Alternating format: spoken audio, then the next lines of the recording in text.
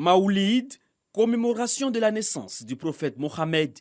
Rendez-vous spirituel pour certains musulmans. Il se célèbre chaque 12 Rabia al-Awal, 3e mois de l'année musulmane. Si cette commémoration suscite l'engouement chez certaines personnes, d'autres n'en voient pas l'importance. Pour moi, la Mawlud, c'est, on va dire, commémorer notre prophète, prier pour lui, prier pour son âme et le remercier pour tout ce qu'il a fait pour la communauté musulmane. Et ce n'est pas en tout cas Mawlud, parce que bon, selon la sunnah du prophète Mohammed sallallahu alayhi wa sallam, voilà, personne ne peut savoir avec exactitude le jour de la naissance du prophète, quoi. Personne ne peut le savoir de manière précise. Et donc c'est des suppositions qui amènent les gens à célébrer un jour particulier pour dire que c'est le jour de la naissance du prophète sallallahu alayhi wa sallam. Nous ne faisons pas d'anniversaire, il faut bien comprendre, c'est bel et bien la commémoration de la naissance du prophète. Pas une fête, pas l'anniversaire, mais à Zikro, c'est-à-dire se rappeler de ce jour, comme nous nous rappelons de papa, comme nous nous rappelons de maman, comme nous nous rappelons des événements heureux et malheureux de notre vie. Malgré ce qui peut se dire sur le Maoulid, cet événement s'inscrit dans le calendrier musulman. Ainsi, il est célébré partout dans le monde. Sa commémoration, selon les personnes qui lui sont favorables, s'appuie sur plusieurs interprétations de sourates du Saint-Coran, notamment la sourate 33 dans son verset 56 qui dit, je cite, « Certes, Allah et ses anges prient sur le prophète, ô vous qui croyez, priez sur lui et adressez-lui vos salutations. » Fin de citation.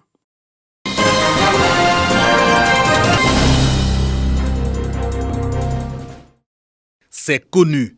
Pour leurs vertus, des plantes sont utilisées soit dans la production de médicaments, soit dans le cosmétique. Mais qui de l'État ou des communautés du territoire où se trouvent ces plantes doivent-ils en autoriser l'accès?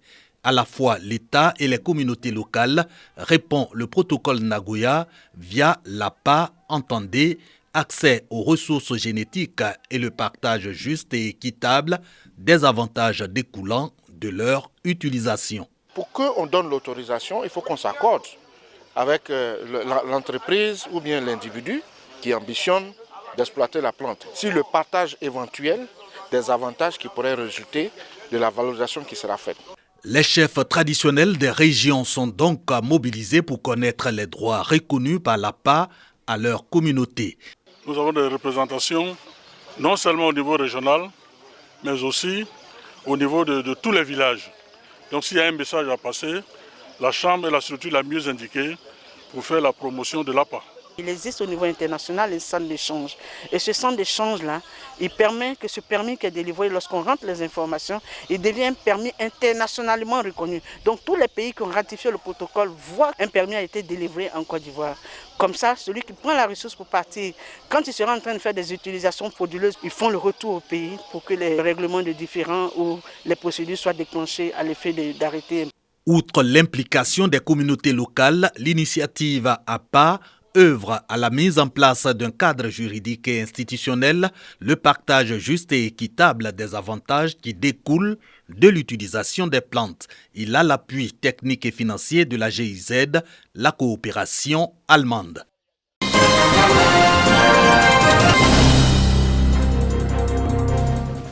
La sécurité sociale, plus que jamais au centre des échanges du corps préfectoral. Ces hauts fonctionnaires de l'État en activité ou à la retraite s'informent sur la politique de prévention des risques sociaux initiée par la mutuelle sociale du corps préfectoral de Côte d'Ivoire.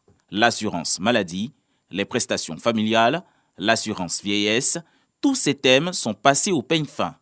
Au vu des objectifs de la mutuelle, les membres sont invités à se les approprier. J'invite tout le monde, tous les membres du corps préfectoral, tant à la retraite qu'en activité, de participer parce qu'on dit le corps préfectoral. Quand on dit corps, on fait ensemble, on fait un. Donc il faut que tous adhèrent. La rencontre avec le corps préfectoral du district d'Abidjan marque la fin d'une longue tournée de sensibilisation de cette mutuelle dans le pays. Le message, c'est de demander l'adhésion de tous les membres, tous ceux qui ont la qualité de membre du corps préfectoral, à adhérer à la mutuelle. Je pense que la mutuelle, la tournée était nécessaire puisque ça a permis d'échanger et de lever toutes les incompréhensions. Le ministère de l'Intérieur et de la Sécurité s'engage à accompagner le corps préfectoral dans son action sociale. Notre présence ici traduit la volonté manifeste du ministre de l'Intérieur et de la Sécurité d'apporter un peu plus dans les conditions d'épanouissement de ses collaborateurs que sont les préfets, les sous-préfets, les secrétaires généraux de préfecture.